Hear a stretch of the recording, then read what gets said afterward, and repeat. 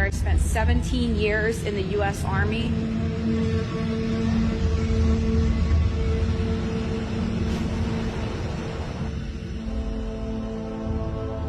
A modern Tomahawk missile is equipped with onboard cameras.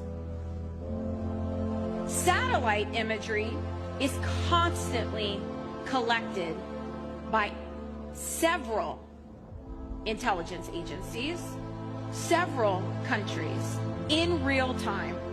The entire school was surrounded by colorful children painting flower, bright colored murals, and it was, without a doubt, a school if you looked at it through satellite imagery.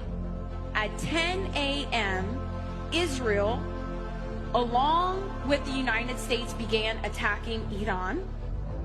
By 10:20, the staff at Minab School began evacuating the children.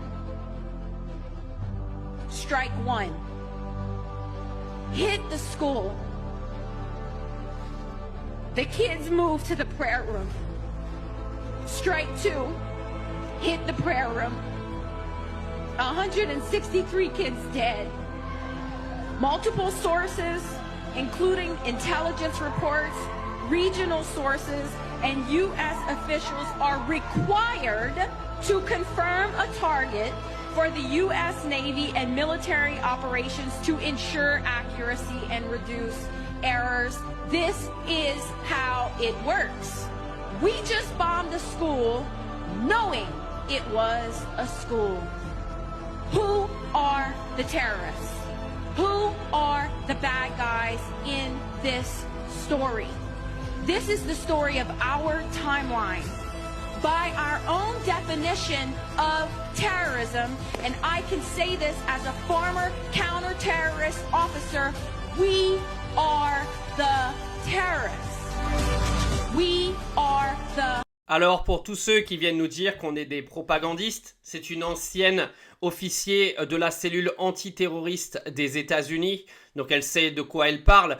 Quand je vous ai montré le chiffre 2 avec mes doigts, c'est parce que quand cette école a été attaquée et qu'on nous a expliqué qu'il y avait eu 163 enfants qui avaient été tués, on nous a dit oh, c'est une erreur, l'école avait été touchée par erreur, c'est pas l'école qui était ciblée. Ah ouais, donc en fait l'école, elle a été ciblée 2 fois par erreur, par l'armée et le pays militaire le plus développé au monde en termes de missiles et d'intelligence et d'enseignement. Donc c'est une erreur en fait d'aller toucher en premier le centre de l'école et derrière la salle de prière et de tuer 163 gosses. C'est une erreur du coup, c'est ça ? En fait, ce qu'il faut que vous compreniez, c'est que vous avez grandi dans un monde occidental qui se fait passer pour les gentils de la planète.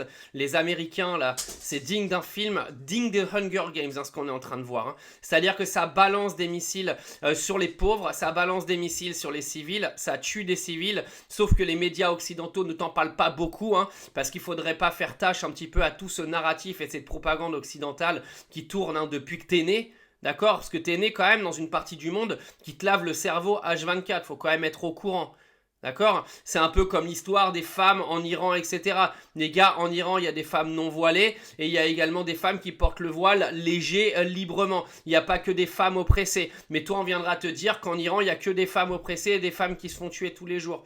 C'est un narratif occidental qui est fait pour que tu sois, en gros, avec ton cerveau bien lavé et qu'on te fasse croire que l'Occident est le grand gentil de la planète. Aujourd'hui, on le dit, une ancienne officier de la cellule antiterroriste américaine le dit, les États-Unis sont un État terroriste, ils tuent des civils, ils tuent des enfants et que ça vous plaise pas, j'en ai rien à foutre, allez bien vous faire